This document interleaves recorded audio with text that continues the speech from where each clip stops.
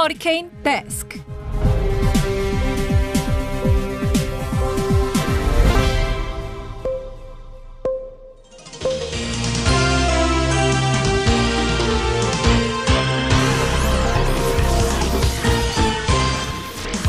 먹고 살기 힘들어도 지나치면 안 되는 세상 소식 전해드립니다. 허리케인 데스크. 첫 번째 소식입니다. 더불어민주당 이해찬 대표가 고 박원순 전 서울시장의 성추행 의혹 등에 대해 직접 사과했습니다. 이 대표는 우리 당의 광역단체장이 두 분이 다 사임을 했다. 당대표로 너무 참담하고 국민께 뭐라고 드릴 말씀이 없다. 다시 한번 국민에게 송구하다. 이렇게 사과했습니다. 이어서 국민께 큰 실망을 드리고 행정 공백이 발생한 것에 대한 책임을 통감한다. 피해 호소인이 겪는 고통에 깊은 위로의 말씀을 드린다고 밝혔습니다. 덧붙여서 피해 호소인 뜻에 따라 서울시가 사건 경위를 철저하게 밝혀주길 바란다고 당부했습니다. 소속 광역단체장 3명이 성폭력 문제로 사퇴 또는 극단적인 선택을 했습니다. 그때마다 사과와 함께 재발 방지를 약속했지만 실천은 미흡했는데요. 말뿐인 사과와 약속으로는 국민의 신뢰를 회복하기 어렵다는 거 엄중히 인식해주기 바랍니다. 그런가 하면 서울시는 민간합동조사단을 꾸려서 박원순 전 시장의 성추행 의혹을 규명하겠다고 밝혔습니다. 서울시 황인식 대변인은 여성단체, 인권전문가, 법률전문가 등 외부 전문가가 참여하는 민간합동조사단을 구성해서 철저한 진상규명에 나서겠다. 조사의 공정성과 객관성을 담보하겠다. 이렇게 밝혔습니다.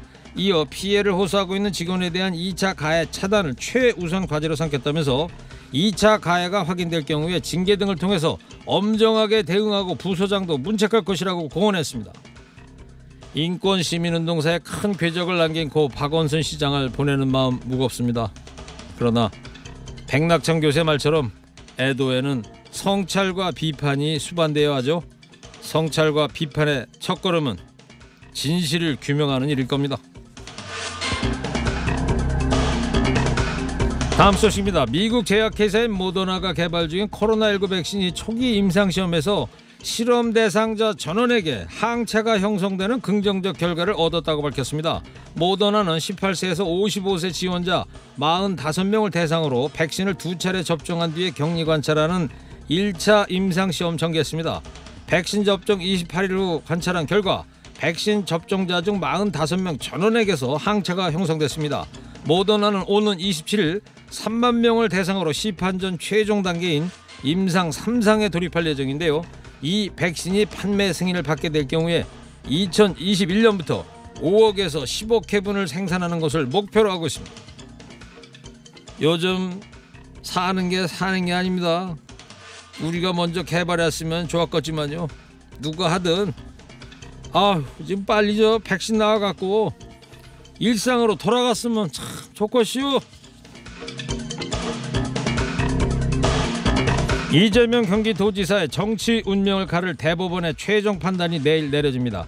이 지사는 총 4개의 혐의를 받고 있는데요. 가장 쟁점이 되는 부분은 친형 강제 입원 의혹입니다. 이 지사가 2012년 분당구 보건소장 등에게 친형을 정신보건법에 따른 입원 규정에 의해 강제 입원시키도록 지시한 적이 있었는데도 당선을 위해 방송에서 허위사실을 말했다는 의혹입니다. 앞서 1심은 구체적인 허위사실을 공표했다고 보기 어렵다면서 이 지사의 모든 혐의에 대해 무죄를 선고했습니다. 반면에 2심은 허위사실 공표에 해당한다고 공직선거법 위반 혐의를 유죄로 인정해서 당선 무효형에 해당하는 벌금 300만 원을 선고했습니다. 동일한 사안에 대해 1, 2심의 판단이 엇갈린 건데요. 내일 대법원에서 항소심의 형이 확정될 경우에 이 지사는 도지사직을 상실하게 됩니다.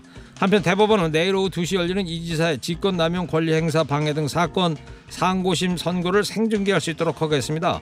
이 지사의 선고는 TV와 유튜브를 통해 실시간으로 공개될 예정입니다. 1300만 경기도민의 삶이 달려있는 판결입니다. 정치적 유불리를 떠난 공정한 판단 지켜보겠습니다. 마지막 소식입니다. 연세대학교가 개교일에 처음으로 교육부 감사를 받았는데요. 비리가 무더기로 적발됐습니다. 교수 A씨는 식품영양학을 전공하던 딸에게 자기가 강의하는 회계 관련 수업을 들으라고 했습니다. 그리고는 딸한테 최고 점수인 A+를 줬습니다.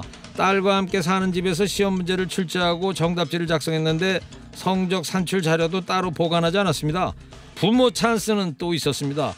연세대 대학원 입학전형 서류 심사에서 정량평가 9위에 머물렀던 B교수의 딸, 평가위원이었던 동료 교수 6명이 B교수의 딸을 5위로 끌어올려 면접 기회를 줬습니다.